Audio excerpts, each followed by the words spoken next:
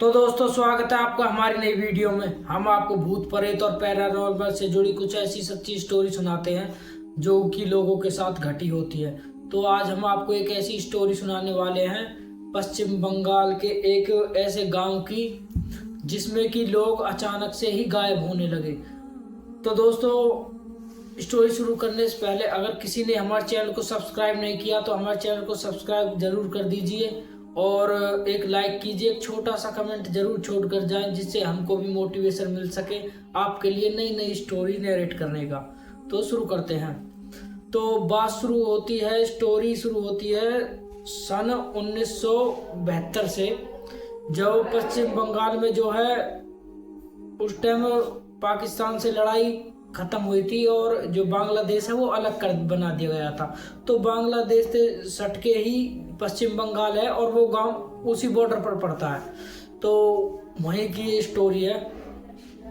तो उस गांव में क्या हुआ, रातों रात एक रात कुछ ऐसा हुआ कि गांव में से लोग अचानक से गायब होने लगे। डेली के डेली एक दो लोग गायब हो जाते थे और गांव वाले इंतजार करते थे उनके वापस आने का, कहीं गए होंगे या पर किधर निकल गए होंगे। लेकिन बहुत इंतजार करने के बाद भी गांव वालों को उन लोगों की कोई सूचना नहीं मिली, वो उनका पता नहीं कर पाए।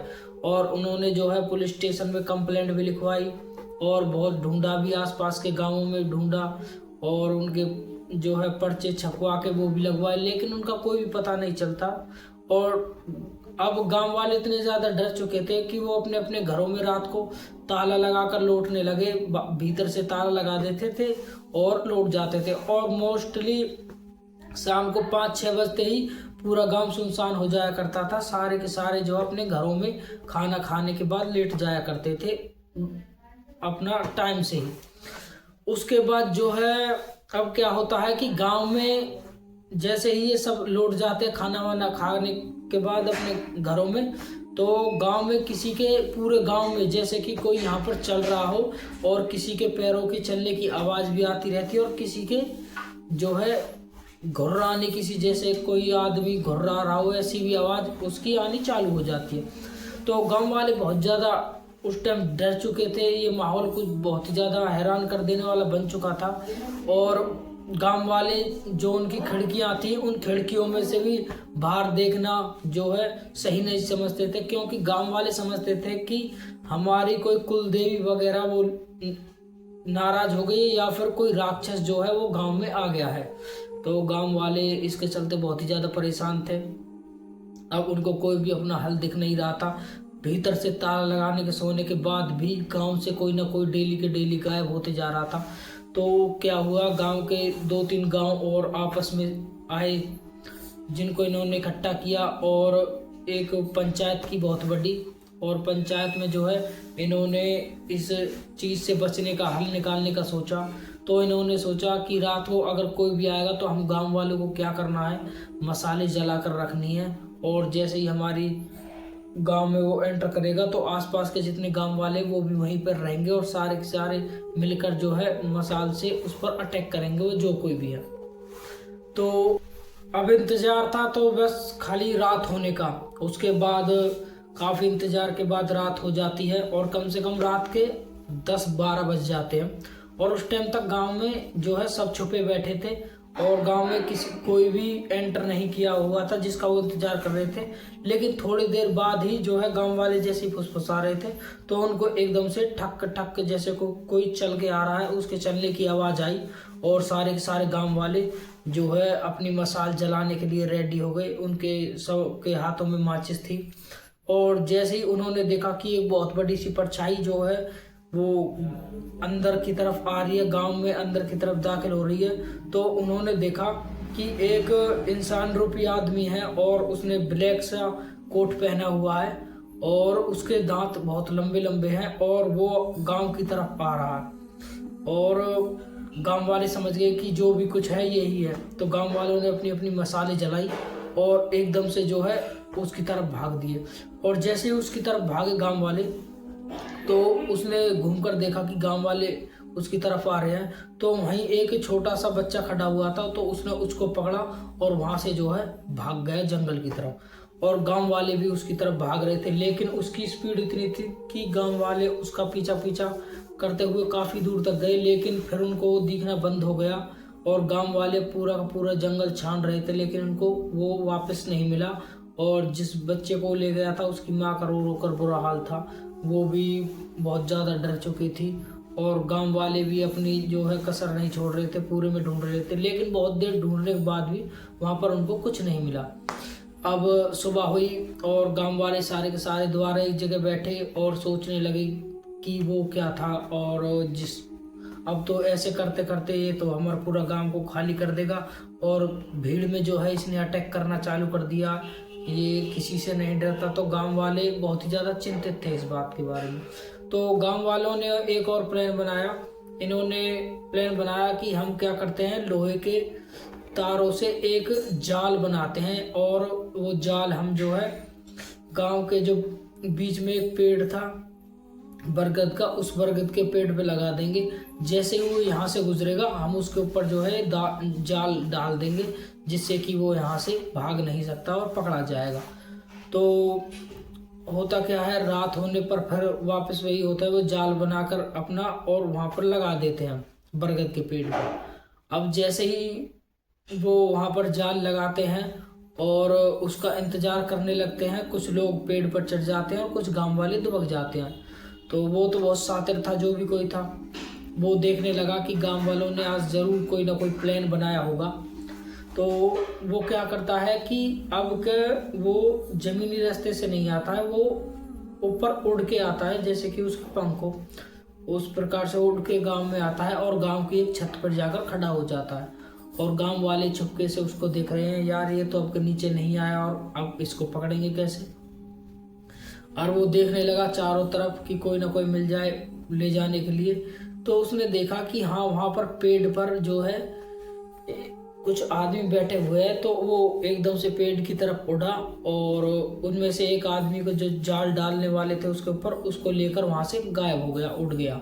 और गांव वाले देखते ही देखते रह गए और जाल से भी अब कुछ नहीं कर पाए, और उन्होंने जो है उनका प्लान फेल हो गया बुरी तरीक़ा से।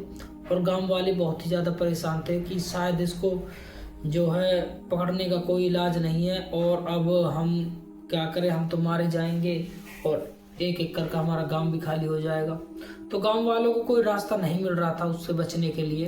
अब गांव वाले ही समझ रहे थे कि या तो हमको गांव खाली कर कर यहाँ से जाना पड़ेगा, या फिर एक एक करके इसका शिकार बनना पड़ेगा, और हम एक एक करके इसका शिकार तो नहीं बन सकते, तो हम गांव खाली कर देते हैं। तो गांव के मुखिया से जो है गांव वालों ने ये बात की वहाँ पर, और एक पंचायत बैठाई गई। तो गांव वालों बोले कि हम धीरे धीरे से जो है ये गांव खाली कर देते हैं, हम अपनी जान, अपने बच्चों की जान ऐसे तो हम खतरे में नहीं डाल सकते। और जो आसपास के गांव वाले थे वो बहुत ही ज़्यादा चिंतित थे, क्योंकि उस गांव में उनकी रिश्तेदारी भी थी, तो वो भी इस गांव के लिए बहुत ही ज़्यादा दुखी थे। तो क्या होता है, दूसरे ही गांव का एक लड़का जो कि नशे में रहता था, तो उसने बताया उन लोगों को कि तुम गलत कर रहे हो, तुमको इसको पकड़ने का एक आइडिया मैं दे सकता हूँ। तो गांव वाले उस पर हंसने लगे, यार तू दारू पीता नशेड़ी है, ये क्या हमको जो है तरीका बताएगा उस पिशाच से बचने के लिए। तो वो लड़का बताता है कि ये मैंने इसके बारे में पढ़ा है और मैं इसको पकड़वा सकता हूँ। तो गांव वाले पहले तो सोच में पड़ गए, लेकिन गांव वाले डरते भी क्या ना करते, तो वो बहुत ही ज़्यादा डरे हुए थे। उनको बस खाली इससे बचना था, कोई ना कोई सोल्यूशन चाहिए था उनको। तो गांव वालों ने उससे बोला कि हाँ बताओ क्या क्या करना है। तो वो बताता है कि हमको एक काम करना होगा, एक बड़े से बर्तन में हमको खून जमा करना होगा। वो जो भी कोई भी है वो खून पीता है, खून पीने के लिए वो इंसान को ले जाता है। और मैंने इसके बारे में पढ़ा है कि एक नर पिशाच है जो रात को निकलता है, उड़ता भी है वो, और काले कपड़े पहनता है, और वो लोगों का खून पीता है, या जानवर हो या कोई भी हो। तो गांव वाले समझ गए। तो गांव वालों ने जो है अपनी बकरियां, एक आध बकरियां काटी और उसका ढेर सारा खून जमा करके और बड़े से बर्तन में जो है गांव के बीच में रख दिया, और उस पेड़ के नीचे, जो कि बरगद का पेड़ था, उसके नीचे रख दिया। अब जाल ऊपर लगा दिया पेड़ के ऊपर, और जैसे ही वो आता तो खून पीने के लिए वो जाल डाल देते। तो इसने क्या किया, सारे के सारे ऊपर चढ़ गए, जो भी गांव में हट्टे कट्टे लोग थे। और अब रात का समय आ चुका था। तो उस टाइम जो है वो आदमी, जो भी कोई है, वो पिशाच है कोई भी, वो गांव में अब दाखिल करता है और वो उसको महक आ जाती है खून की कि हाँ कहीं पर खून है। और वो देखता है जब पेड़ के नीचे एक बड़ा सा बर्तन रखा हुआ है तसला टाइप का जिसमें खून है, तो वो उसकी तरफ जैसे ही चलता है और वहाँ पर पहुँचता है तो खून को देखकर उसकी जो है मुंह में पानी आ जाता है। और वो जैसे ही खून पीने की कोशिश करता है, ऊपर से वो लोहे का जाल उसके ऊपर डाल देते हैं और उसको कैद कर लेते हैं।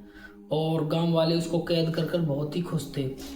अब वो बोलता है कि मुझको छोड़ दो और मैं तुमको नहीं तो सबको मार दूंगा, जिंदा नहीं छोड़ूंगा। तो गांव वाले उससे डर जाते हैं, लेकिन वो आदमी, जो लड़का जिसने इनको प्लान बताया था, वो बोला कि अब ये तुम्हारा कुछ नहीं कर सकता, तुम बस खाली इसको सुबह तक पकड़ के रखो, सुबह के बाद ये खुद ब खुद खत्म हो जाता है, क्योंकि ये धूप में नहीं आ सकता। ये जितने भी पिशाच है धूप में इनकी स्किन जलने लगती है और जैसे ही धूप इनके शरीर पर पड़ेगी ये खत्म हो जाएगा और ये फिर कभी भी तुमको परेशान नहीं करेगा। तो गांव वाले थोड़ी सी हिम्मत दिखाते हैं और ऐसा ही करते हैं। उसको वहीं पर डाल कर रखते हैं जब तक दिन नहीं होता।